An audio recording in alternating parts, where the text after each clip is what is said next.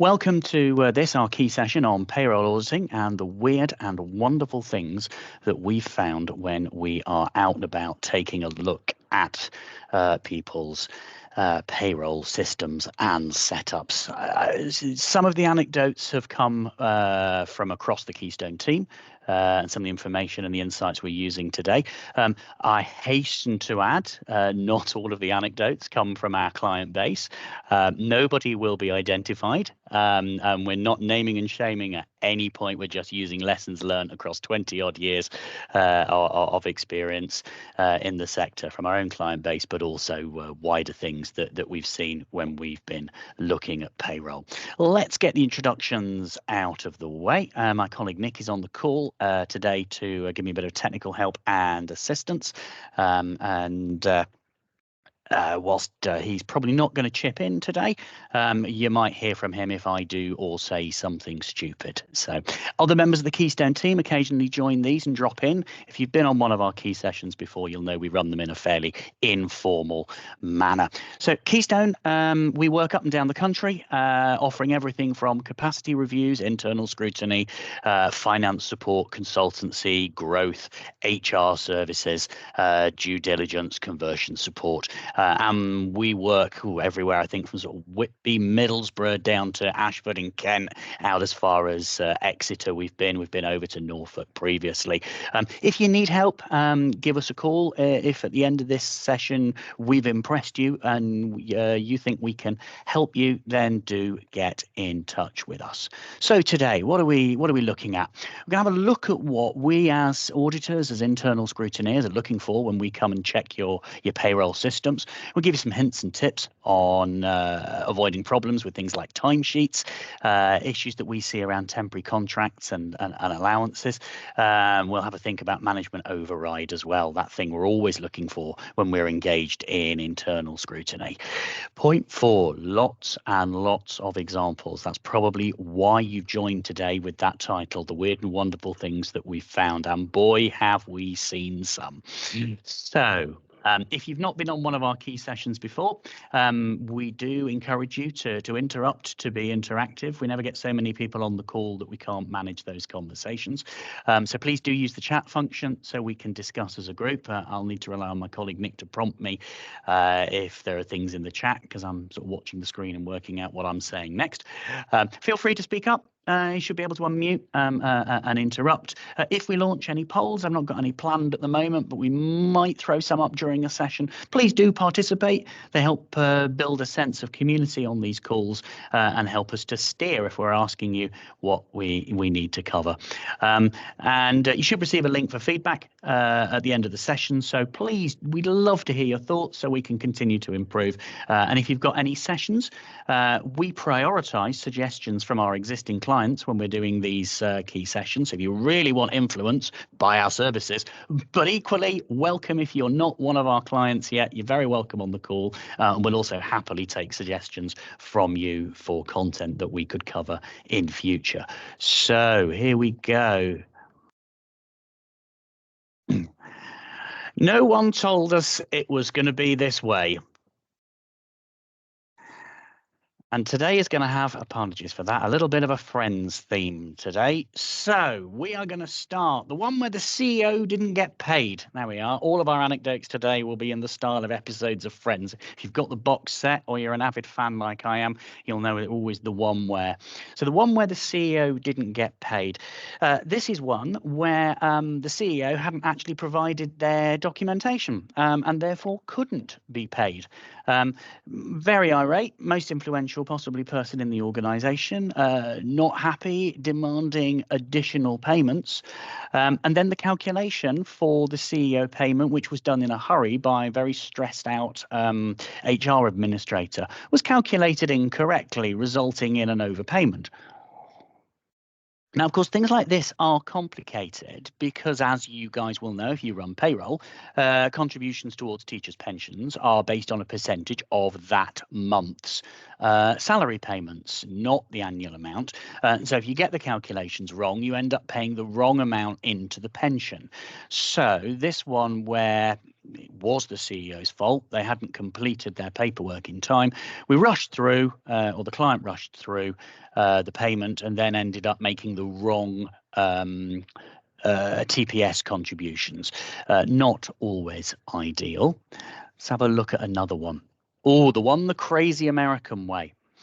Now, for those of you who run payroll, and you might want to pop in the chat if you wanted to say whether you run payroll in-house or whether you use an outsource bureau and provider. Do let those on the call know which way you do this. But think about the fact we're not in America, and be very grateful for that. Did you know around about a third of American school districts at the moment still pay on a fortnightly payroll? Up to and including their really senior school district staff, so principals, superintendents. It means in America that potentially a third of school districts are only ever one sick note away from a payroll crisis. And when I've talked to colleagues in America, they are green with envy that our standard now is to run monthly payroll that gives us a little bit of flexibility and a little bit of room for actually accommodating staff absence and getting it done. I can see in the chat there. Okay, so Bal, you don't run your own payroll. Okay, yeah, due diligence a pitfall should you ever consider it. Absolutely. So be glad that it's monthly in the first instance. Lisa, you're outsourced. Anissa, again, you're outsourced. Very sensible. Lindsay too. Yeah, my experience of running payroll myself is back in a very small charitable organization way back in the 90s where I ran it manually. And then other than that, I've been involved in outsourcing and paying other people to calculate the calculations. Let's have a look. The one with two Mr. Wests. What did we see in this case? So at first glance, there was a payroll record which seemed to suggest two duplicate payments. Why are we paying Mr. J. West for being both a principal and also a vice principal? That raised a few questions. And then there hasn't been a change of staffing. We've seen no new starter forms when we've reconciled payroll. So where's the other Mr. J. West gone? Turns out that this was a principal who didn't like the fact that his deputy had exactly the same surname and initial. There couldn't be two Mr. John Wests. So what actually happened was the vice principal changed his name, literally changed his name, and became known as Mr. John. So that's the reason there wasn't a new starter form on payroll, and it resolved the issue. It kept the principal happy, and we went from having two Mr. John Wests to having a Mr. J. West, the principal, and Mr. John, and he was Mr. John. As the vice principal, and actually the payroll records all reconciled and sorted. You may well, of course, have encountered that. It's really common in the workforce where female members of staff choose to have inconsistencies, whether they're using maiden names or not, and might continue to use a maiden name for professional purposes and have a married name. And those reconciliations around payroll, around identity, are interesting. My own name, a hybrid. So my wife and I decided to share names, and that caused issues for us as I tried to persuade colleagues I was no longer plain old Matthew Wheeler, but now the rather pompous sounding Matthew Clements-Wheeler. But I did enjoy moving up the alphabet on payroll and coming under a C rather than a W and being stuck at the end. Here's an interesting one. The one with the Nigerian overpayment. Right. So this is a trust where there was a need to make a payment. There was a need to pay a member of staff who hadn't been paid correctly. And there was a need to put in an £827 back pay payment into 1 month's payroll. And payroll had been run. They used an outsourced bureau. The payroll bureau had already sent over the pre-run, the approval report, and it looked fine, except for this one issue. Now, missing was the £827 payment. So, quick conversation with the payroll bureau. Can you whack it in? Somebody should have tabbed from box to box in order to enter the amount and then enter a confirmation amount. Because of a lag in the online portal, it didn't tab. So the £827 payment got entered twice in the same box, turning what should have been a minor back pay element into a £827,000 overpayment. Now, the tax and national insurance, pension contributions, student loan repayments were interesting. The member of staff concerned actually only received about 320 odd thousand in their payroll when the automated backs run went through. So 0.8 million pound overpayment, 0.3 million pounds in the employee's bank account. There was something of a joke going on to say it almost looks like one of those famous emails you get, I am a Nigerian prince, where somebody rings up or emails and says, I have money I need to transfer through your bank account. What so happens that the people involved in running payroll ended up having to call this colleague and to say, excuse me, there's something wrong, we've overpaid you. The voice that answered the phone revealed that this was somebody with settled status in the UK who happened to have, and I don't think it was a Nigerian accent, I think it was Ghanaian actually, but it was one of those. Now, the lesson to learn from that is pay attention even when there's been a small change, because the pre-authorization file had arrived. It had looked absolutely fine. The person authorizing payroll had been in a hurry and was moving through authorization and emails and file clearance really quickly, pulled over to the side of the road whilst on their way to another meeting and authorized the file on their smartphone in a hurry, causing them to not spot the issue. Now, under normal circumstances, it would have stood out, but we all know that we don't do payroll authorization in isolation. We're doing it as part of everything else that we're doing in in our trusts and in our organizations. And the learning point from that one is pause, think, always double check before authorizing things.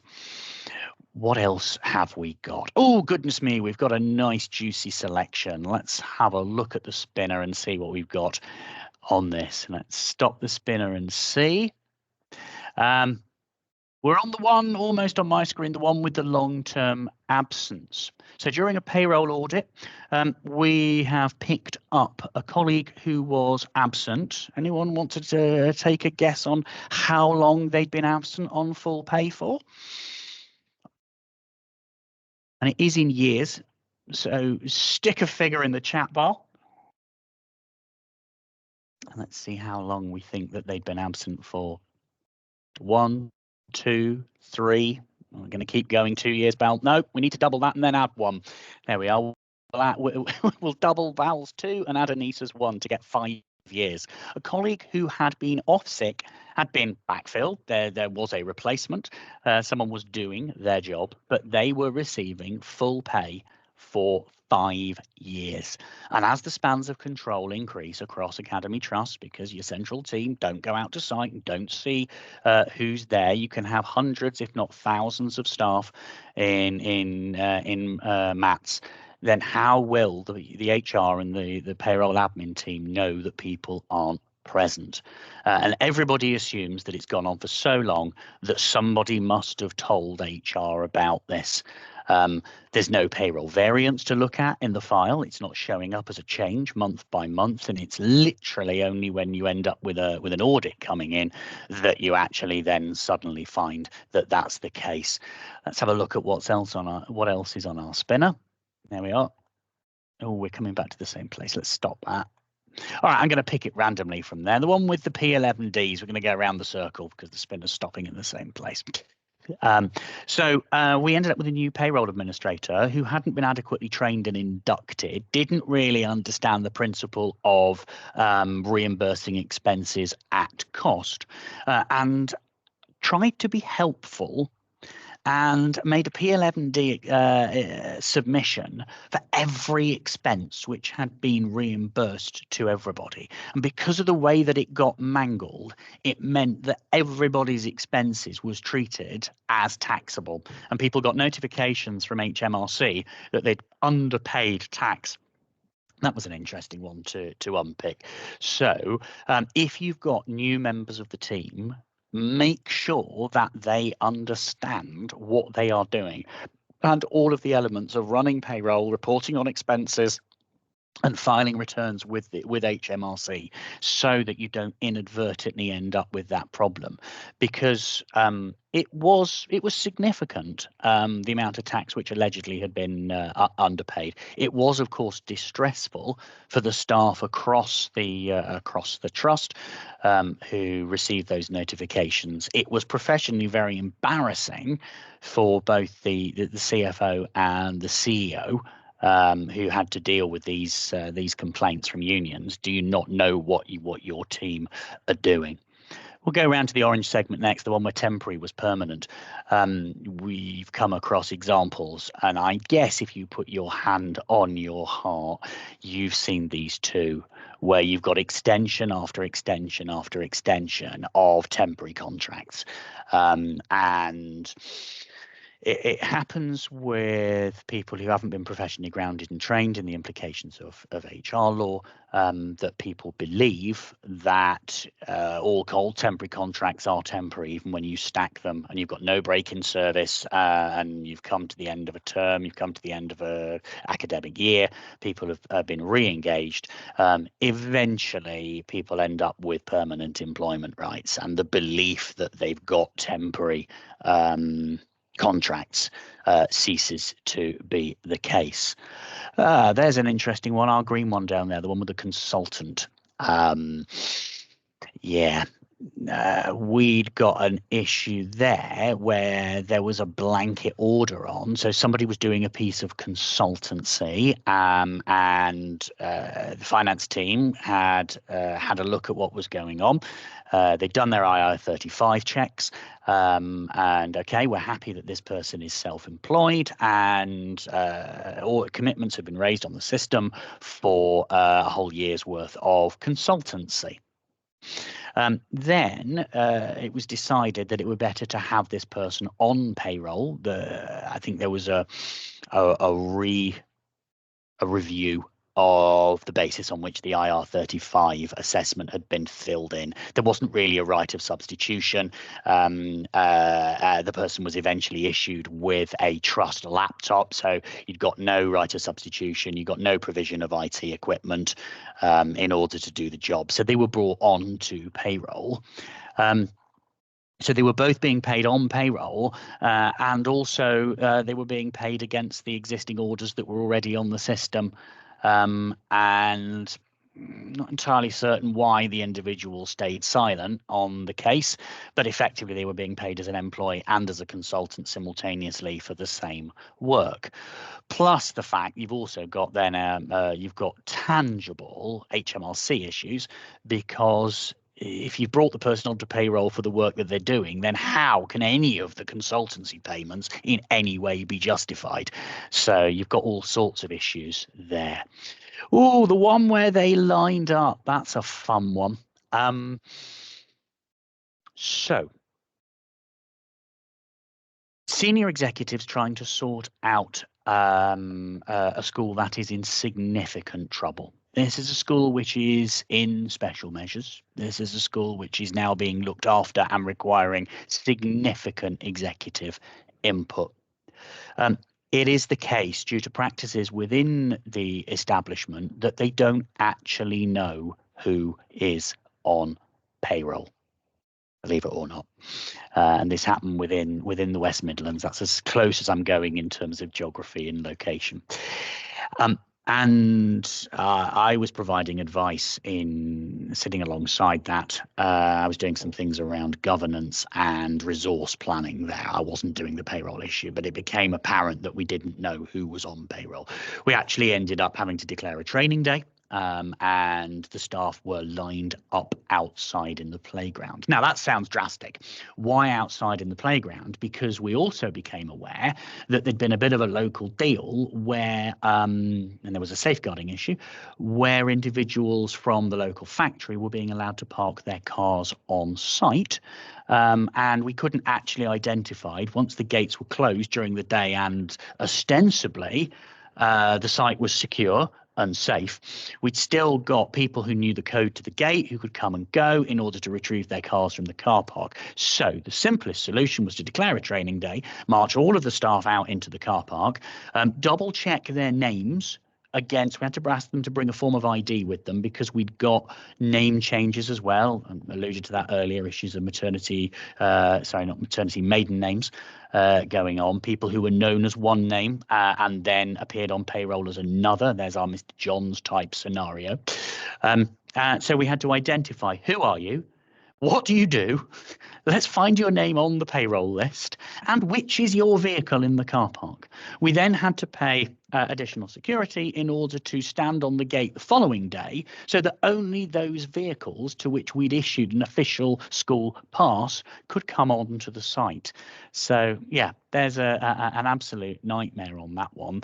There were instances on that occasion, and this was about fraud and corruption. There was a deputy head who had not set foot on the school site for 2 years and was known to be actively working as a teacher abroad. But because of who was known to him or her, their absence on full pay was being sanctioned. And because they didn't know who was on site and who wasn't on site, the person responsible for running payroll and telling the payroll bureau simply didn't know and just took instruction from senior leaders on that one. Where are we on that? The one, oh, that should say the one that didn't get authorized. Yeah, those are ones where the payroll authorizer and the CFO, the backup, were off sick. So one of the things to think through, and this is one of the things that we will always check when we're doing payroll audits, is to say who can authorize payroll? Is there a conflict? Can people authorize changes to their own payroll files? Because you end up with that conflicting need to have redundancy in the setup, so you've got people who can cover, but you don't want them to be able to authorize their own changes. We'll also ask questions around term time only working, around what happens during holidays, because we know these days more so than ever education has always been a year-round enterprise. Just because we only have 195 term days of year, we still operate right the way through the year. But we'll look to see what happens at Christmas, Easter, particularly around July and August, into that period, to say, is there cover? Will payroll actually get run? Can people be authorized? Yeah, on my spinner, the one with too many TLRs as it comes round.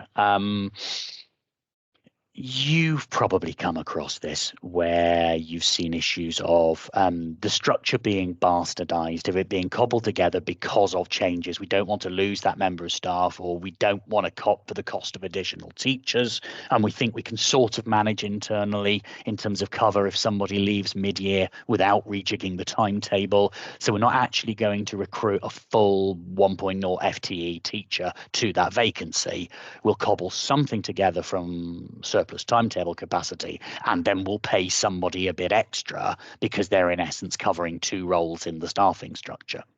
But when we come along, we're looking for elegant decision making, we're looking for comprehensive sign-off, and we're looking to see that the fact you're paying somebody multiple TLRs but you're calling it something else.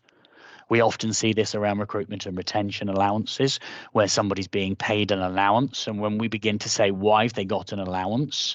Oh, that's not really an allowance. It's because we needed to give them another TLR because they're covering that. Okay, and how long have they been covering it for? Well, it's been several years. And why is it temporary? Where was the consultation? Again, we will ask that when we see people who are being given additional payments that reportedly are, they're showing as X in the payroll reports, but they're actually Y. So it's showing as a recruitment or retention allowance, but it's a TLR.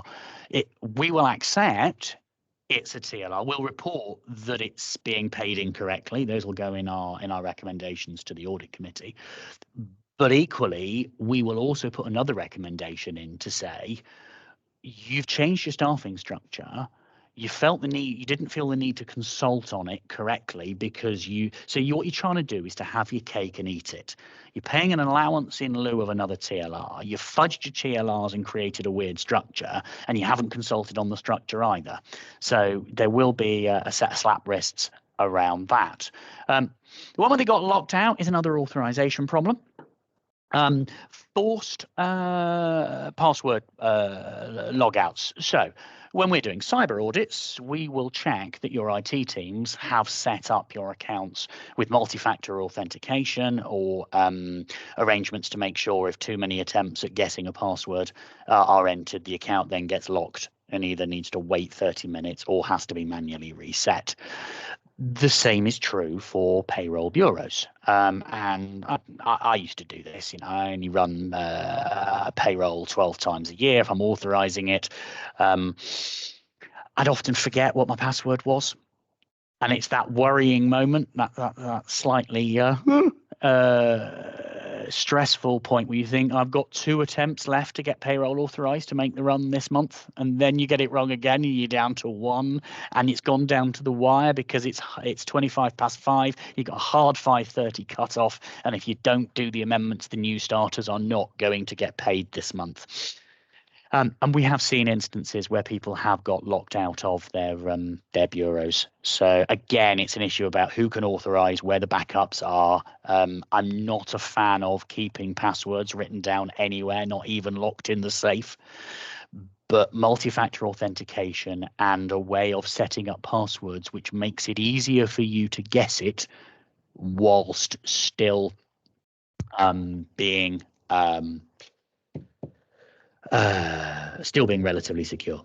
So around passwords, what I tend to do is I have an algorithm in my mind. It's a fancy word, algorithm. I've got a little system in my head that tells me, based on the first letter of a supplier name, which elements of the supplier name I'm going to mangle in what order to create a password. And then I vary the end of the password by the year and the month. So you'd need to know my algorithm in order to be able to guess my password. So as long as I don't tell anybody the algorithm, I've got a pretty good way of working out what my password is likely to be. And that kind of that one sort of works as a mentality. If you have questions, this is me pausing just to have a cup of tea, by all means pop them in the chat. If you're feeling brave, you can unmute and talk. Just at this point. Oh, there's a nice one. The one where they saw too much. Now, this isn't as bad as it sounds. This isn't people peering into a room and seeing colleagues doing things that they shouldn't do. This is about trust level permissions. So very likely within a MAT setup, you've got your payroll bureau to set up payrolls for your individual sites, your academies or your teams. And one of the things that we do come across is where people can see payroll for groups of staff that they shouldn't be seeing. It's quite common that school level business management, office managers, HR professionals can see the payroll elements for other schools within the trust, and that's something to be aware of. What was the one regarding data plan?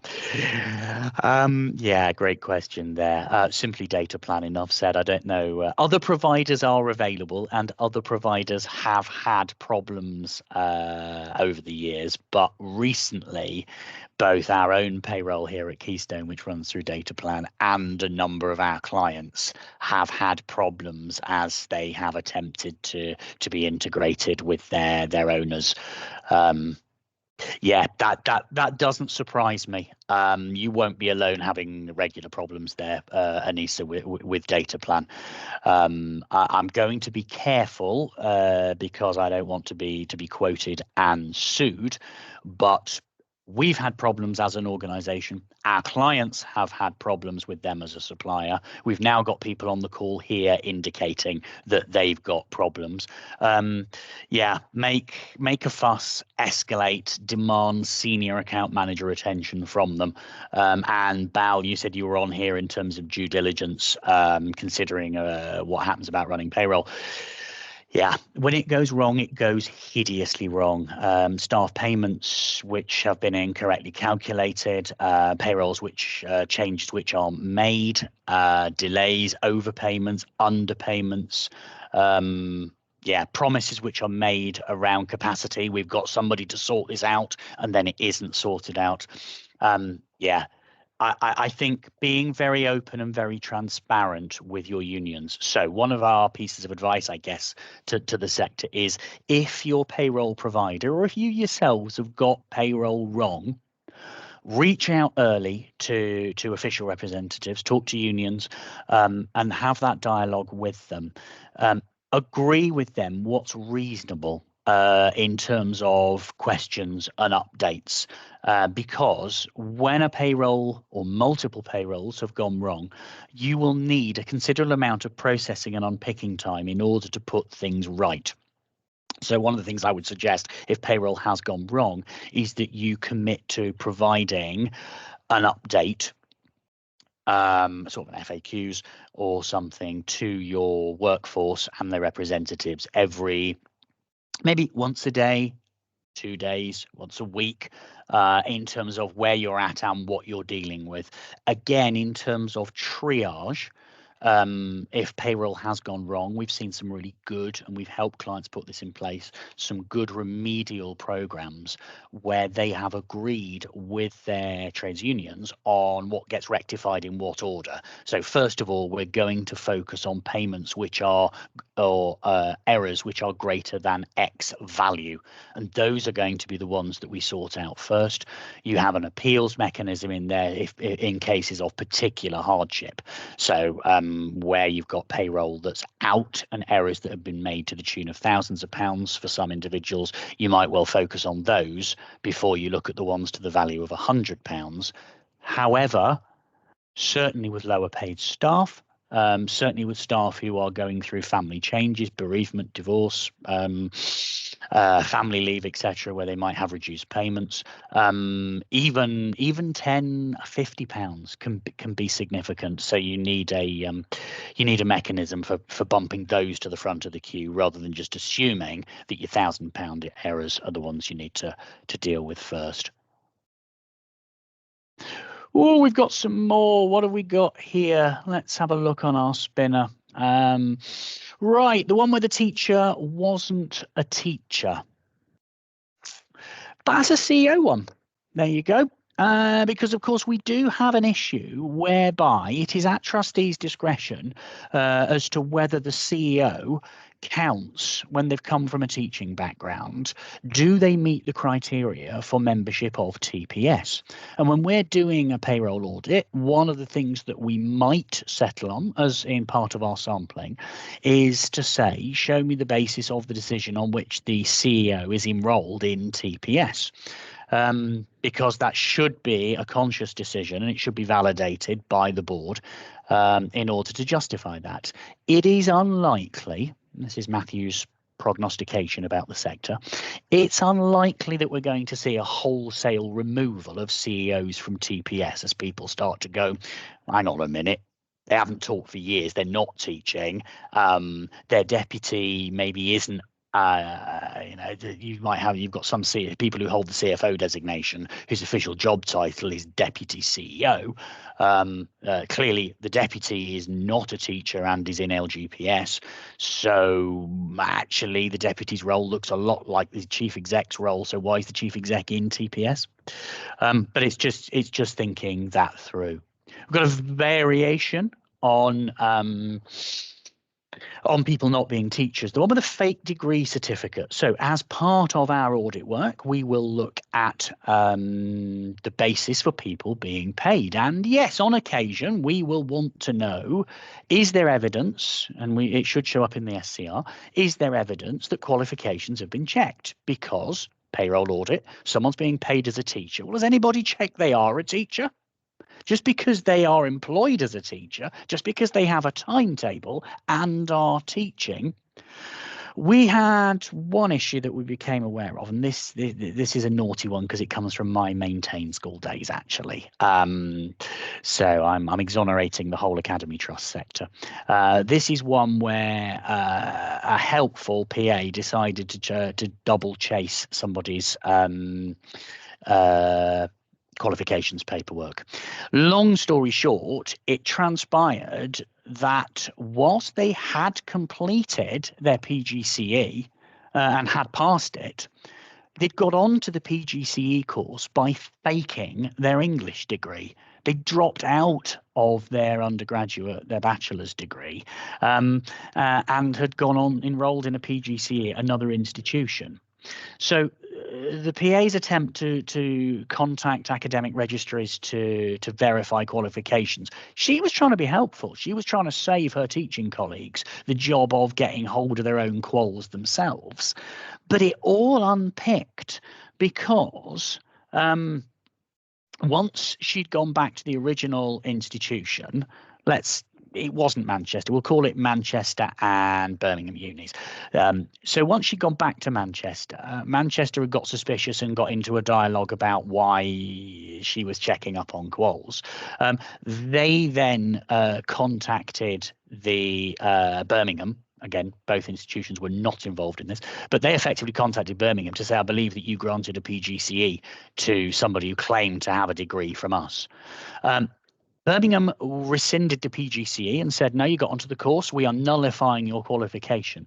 And oh, my goodness, that meant that they had been enrolled in TPS when they weren't entitled to be in TPS. It meant that you'd got a significant element of fraud and disciplinary going on. Yeah, why not check the DFE portal for teacher verification? Absolutely. That's why you have to do it. And it makes the point. Although, just ask yourself the question: if somebody got a genuine PGCE pass and were issued a DFE number, what would happen under those circumstances? Yeah, that's part of the problems. The one where a teacher wasn't a teacher and was a teacher at the same time. Oh, I like that one.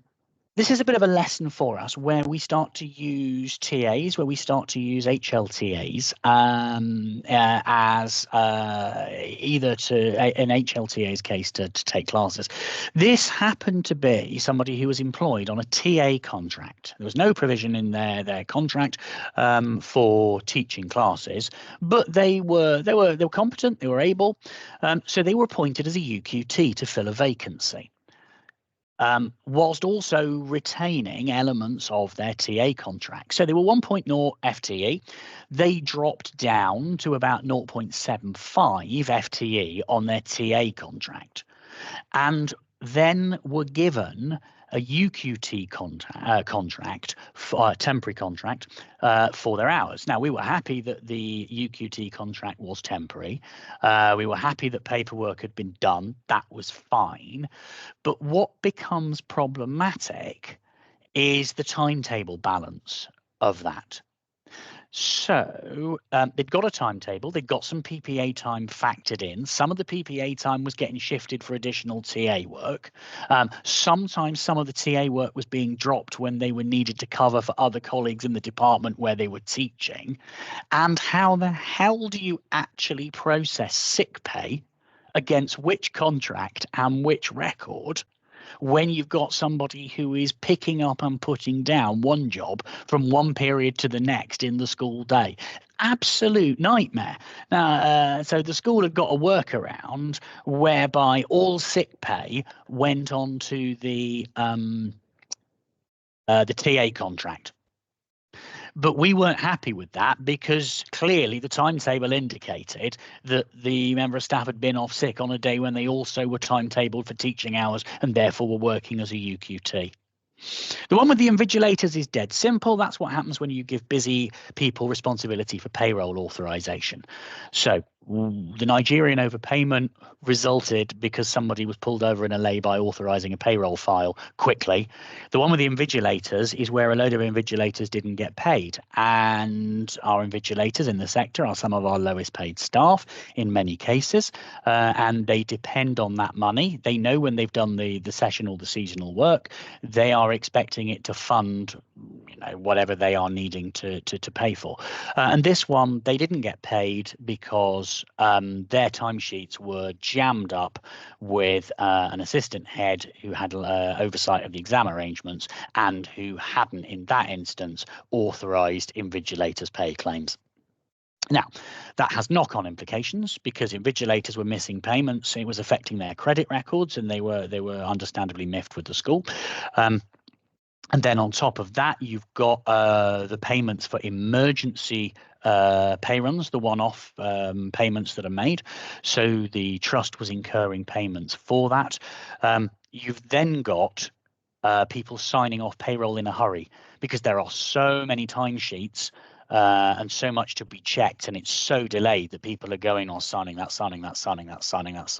just get it off my desk and out of the way.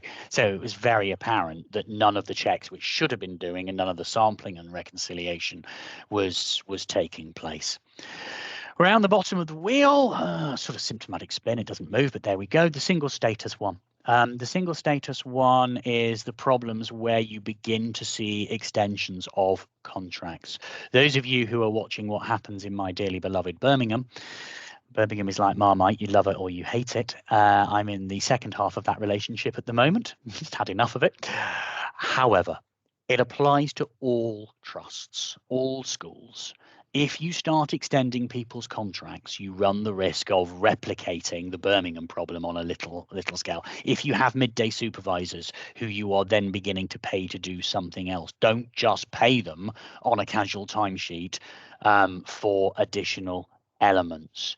It may well be graded at the same pay grade in your structure. So your midday supervisors might well be graded at the same as your LSAs, and you think, okay, that's fine. Well, we're just going to extend the midday supervisor's contract for the work they're then doing as an SLA.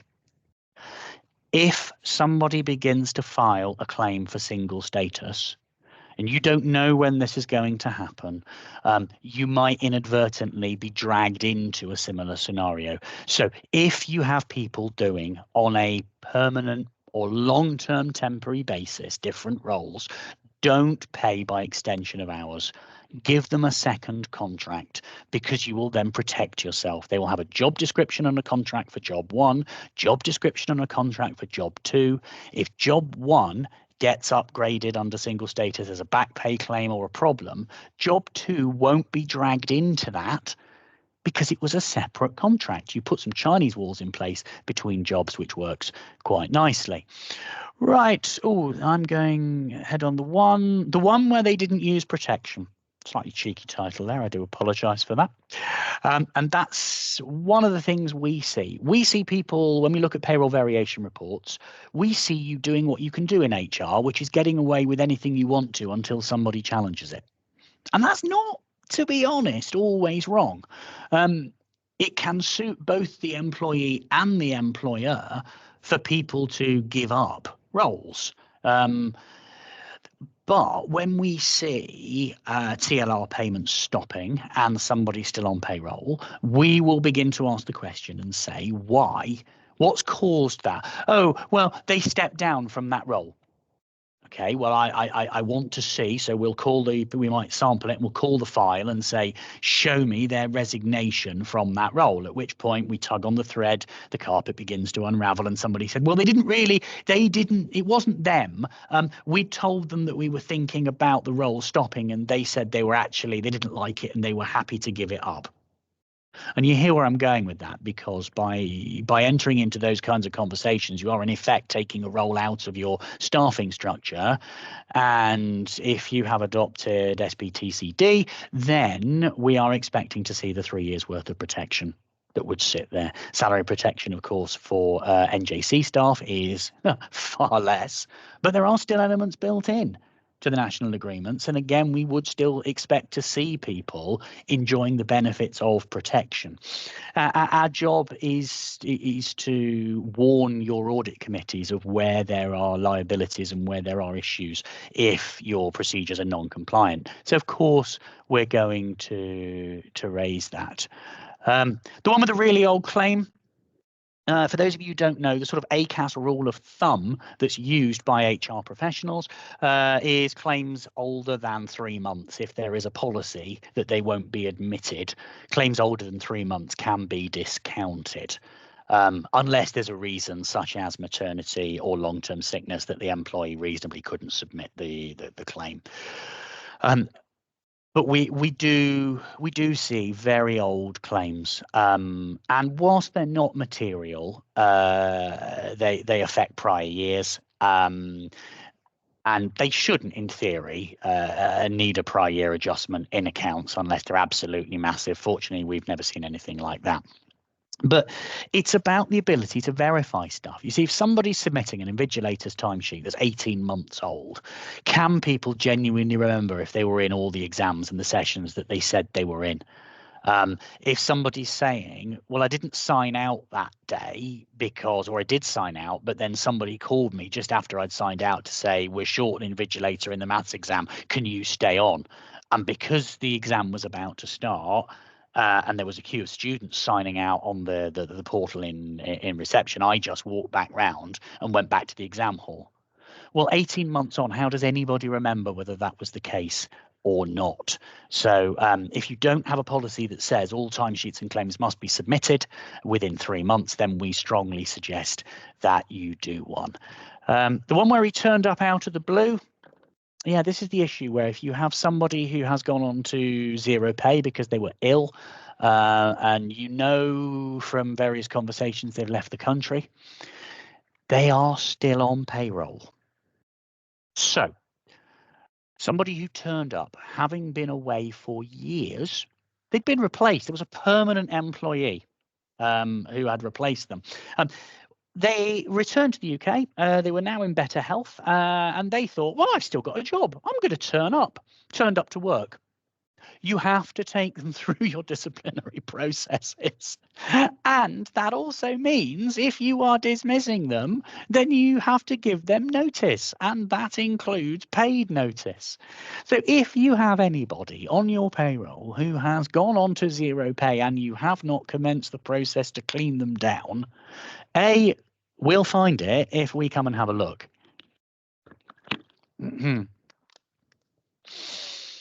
Oh, time limited. Yes, I'll let's do that question now in terms of time limited TLRs.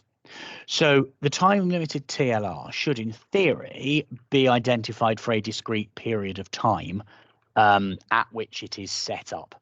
And when you set that up, of course, they don't get protection because they do time out. So they are the exception that proves the rule. In that, you need to be very careful about extensions to TLRs, because we would argue in our interpretation of the guidance that if you extend a TLR 3, you're not extending it, you're creating a new one. And there should be evidence of a consultation. There should be evidence that somebody has been given a new brief for doing it. So hopefully does that make sense? If you've got other specific questions about that, then Anissa, feel free to get in touch with us. Maybe we can have a quick conversation around specifics in that scenario. So you're beginning to get a sense of what we're looking at when we come out. Not surprisingly, we come out with a check. So to give you a flavour of what our team would be looking at, and these are things you need to be bearing in mind as well when you're looking at your own internal payroll arrangements. So of course, we'll come out. We'll ask straight away: is payroll in-house? Is it outsourced? How's it run? Who's responsible for the checks? Is there appropriate backup? in the case of absence. We'll check that there are clear processes in place for approving payroll and, of course, payroll changes. We'll look for those separation of duties between the people talking about changes. Oh, by the way, couple of instances recently where we've been to clients and we've seen schools notifying central HR teams of changes via plain text email. That's still personal data. Somebody is starting their maternity leave early. It's really handy to send that as a one-line email, but do think through the GDPR implications of that. You are actually talking about somebody's health, maternity leave, pregnancy. They're both protected conditions, characteristics. So you've got to be extra specially careful when processing health data, and that includes just firing a one-line email back to say, by the way, they started maternity leave early. So you need to think through your encrypted communication processes and how you notify from school level back to central trust level. We'll check that payroll is reconciled monthly, that queries are reported and tracked properly to resolution. We'll look at your processes for additional claims, and we'll look at how those are agreed. So the lessons learned from claims sitting in people's in trays for days, weeks, months, even from invigilators. How are people verifying additional hours? How do we know that the site manager at school X, we never go on to school X because we're the Trust Central team. How do we know that there's a mechanism in place for verifying that site manager's claims? How do we know that the alarm went off? You don't need to check everything. Do not take this session today as advice that you must have rigorous reconciliation controls, counter-signatory checks and audits for every single thing that you do. You've got to trust your adult workforce to a degree. What you want them to know is that you are going to surprise them, just as we surprise you with what we choose when we come out to sample. So ever so often, ask a caretaker for alarm logs from that school.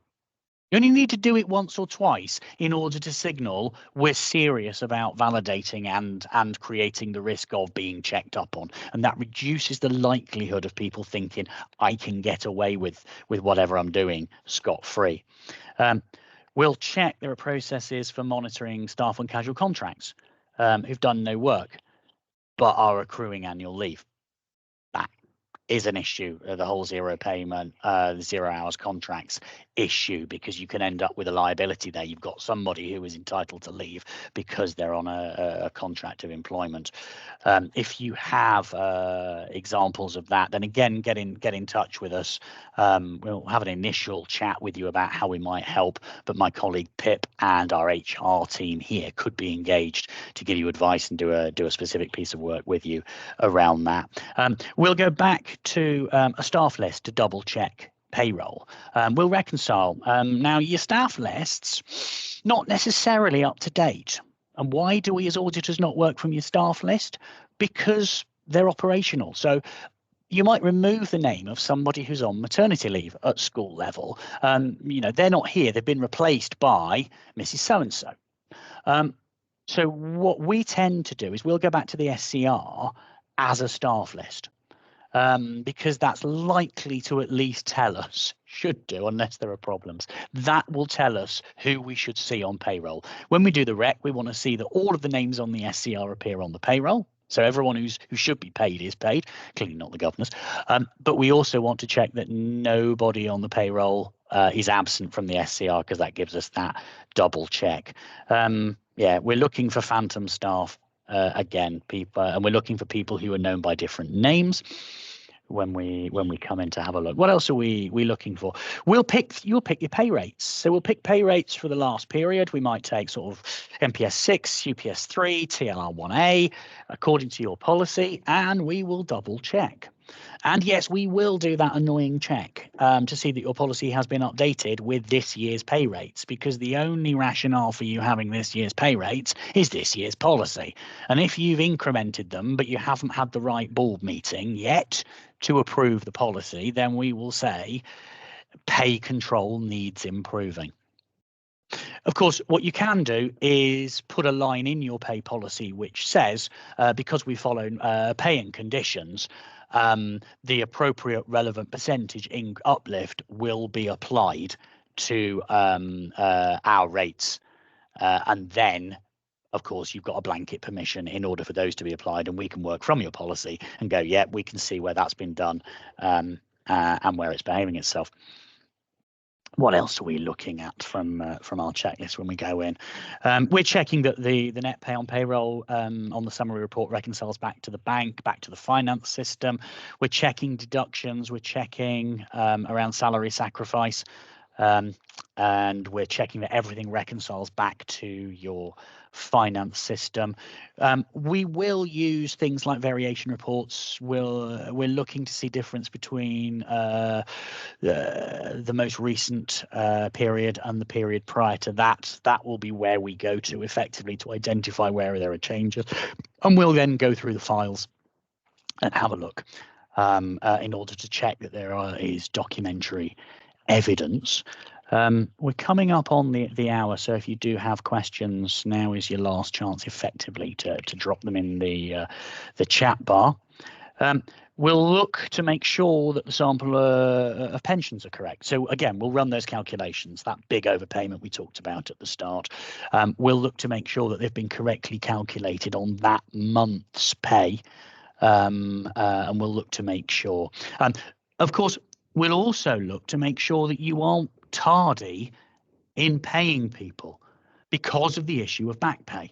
Because it's the amount that's been paid that month, your teaching staff may be suffering without them knowing it, because I pretty much guarantee you won't have been prompting them or prodding them to say, by the way, you've paid too much in deductions this month because our tardiness in processing pushed you over a threshold percentage wise.